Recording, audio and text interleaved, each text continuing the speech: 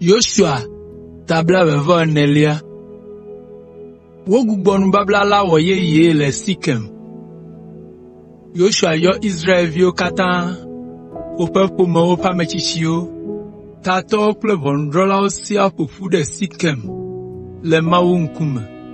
Yoshua gblɔ na wo be, Yehowa Israel ƒe Mawu la be, mia tɔgbuiwo, Tera, Abraham kple Nahor fofo wonɔ Frat tɔsisi la ƒe ɣedzeƒe, eye wosubɔ Mawu bubuwo.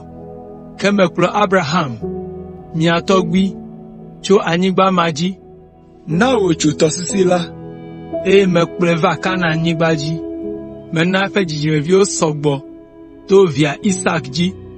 Isak ƒe vi siwo menae la woe nye Yakob kple Esau. Metsɔ anyigba si ƒo xlã Seir to la na Esau, ke Yakob kple viawo yi Egipte. Meɖo Mose kple Aaron ɖa be woahe dɔvɔ̃dziŋuwo va Egipte dzi, eye mekplɔ nye ameawo dzoe abe ablɔɖemewo ene.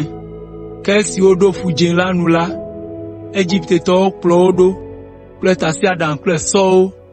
Ale Israelviwo do ɣli yɔm, eye mena viviti do ɖe woawo kpakple Egiptetɔwo dome. Mena atsiaƒu la ŋe dze Egiptetɔwo dzi, eye wonyrɔ ɖe tsi la me. Miawo ŋutɔ miekpɔ nu si mewɔ. Le esia megbe la, Israelviwo nɔ gbegbe la ƒe geɖe.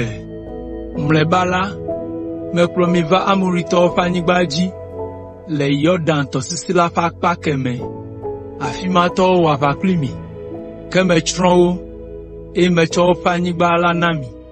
Emegbe la, Fia Balak ho aʋa ɖe Israel ŋu, eye wòbia tso Balaam, Beor ƒe vi, si be wòaƒo fi ade mi. Ke nyemeɖo toe o, ke boŋ mena wòyra mi boŋ. Ale meɖe Israel tso eƒe asi me. Mietso Yɔdan tɔsisi la, eye mieva Yeriko.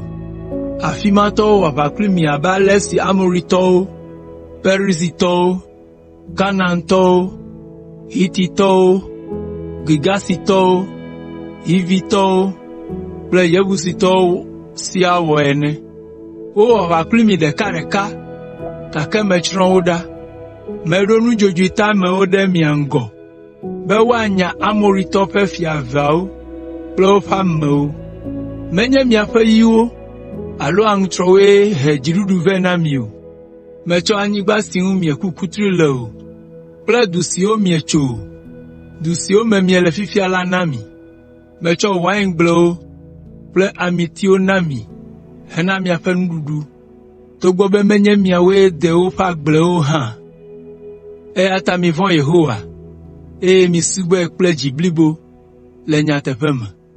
Miɖe asi le mawu siwo mia tɔgbuiwo subɔ esime wonɔ Frat tɔsisi la godo le Egipte la ŋu. Misubɔ Yehowa ɖeɖe ko. Ke ne Yehowa subɔsubɔ medze mia ŋu o la, ekema mitia ame si miasubɔ la egbea. Ɖe miasubɔ mia tɔgbuiwo ƒe mawu siwo subɔ le Frat tɔsisi la godo loo, alo Amoritɔwo ƒe mawuwo le anyigba sia dzia? Ke nye kple nye aƒe ya, míasubɔ Yehowa. Ameawo ɖo ŋu be, míagblẽ Yehowa ɖi gbeɖe asubɔ mawu bubuwo o, elabena Yehowa, míaƒe Mawu la ɖe mía fofowo tso kluvinyenye me le Egipte nyigba dzi. Eya nye Mawu si wɔ nukunu gãwo le Israelviwo ŋkume, esi míezɔ mɔ to gbedzi, eye wòɖe mí tso míaƒe futɔwo ƒe asi me, esi míeto woƒe anyigbawo dzi. Yehowae nya Amoritɔwo kple dukɔ bubu siwo nɔ anyigba sia dzi. Míetia Yehowa, elabena eya ɖeɖe koe nye Mawu. Yoshua ɖo ŋu na ameawo be, miate ŋu asubɔ Yehowa o, elabena Mawu le kɔkɔe, eye wòʋã ŋu. Matsɔ miaƒe aglãdzedze kple nu vɔ̃wo ake mi o. Ne miegblẽ Yehowa ɖi, eye miesubɔ mawu bubuwo la, atso ɖe mia ŋu, eye wòatsrɔ̃ mi togbɔ be ekpɔ mia dzi ɣeyiɣi didi sia hã. Ameawo ɖo ŋu be, gbeɖe, Yehowa ko míasubɔ. Yoshua yi dzi be, miawo ŋutɔ miese nu si miegblɔ. Mielɔ̃ be yewoasubɔ Yehowa? Woɖo ŋu nɛ be, Mienye dasefo. Yoshua gblɔ be, enyo, ekema midasi le Mawu siwo katã le mia si fifia la ŋu, eye miaɖo to Aƒetɔ, Yehowa Israel ƒe Mawu la. Ameawo ɖo ŋu na Yoshua be, miasubɔ, eye miaɖo to Yehowa míaƒe Mawu ko.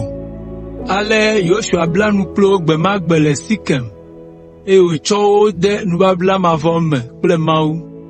Yoshua ŋlɔ ameawo ƒe ŋuɖoɖo ɖe Mawu ƒe segbalẽ la me, eye wòmli kpe gã aɖe da ɖe logoti si le Yehowa ƒe agbadɔ la gbɔ la te, abe ŋkuɖodzinu ene. Eye Yoshua gblɔ na ameawo katã be, ƒe sia se nu siwo katã Yehowa gblɔ, eya ta anye ɖasefo, atsi tsitre ɖe mia ŋu, ne miewɔ Yehowa miaƒe Mawu la ƒe gbe dzi o. Woɖi Yoshua kple Yosef ƒe ƒuwo ɖe ŋugbedodonyigba la dzi. Yoshua ɖe asi le ameawo ŋu, eye ame sia ame yi eƒe anyigba dzi. Le ɣeyiɣi kpui aɖe megbe ko la, Nun vi Yoshua ku. Exɔ ƒe 110. Woɖi ɖe ya ŋutɔ ƒe anyigba dzi le Timnat Sera, le Efraim ƒe tonyigba la dzi, le Gaas toawo ƒe anyiehe lɔƒo. Israel subɔ Yehowa le Yoshua kple ametsitsi bubu siwo kpɔ nu wɔnuku siwo Yehowa wɔ na Israel teƒe la le woƒe agbenɔɣiwo. Woɖi Yosef ƒe ƒu siwo Israel tsɔ vɛ tso Egiptenyigba dzi la ɖe Sikem, le anyigba si Yakob ƒle le Hamor ƒe viwo si la dzi. Teƒe sia le anyigba si woma na Yosef ƒe viwo la me. Eleazar, Aaron ƒe vi hã ku, eye woɖi ɖe Efraim ƒe tonyigba dzi le Gibea, du si wotsɔ na via Finehas la me.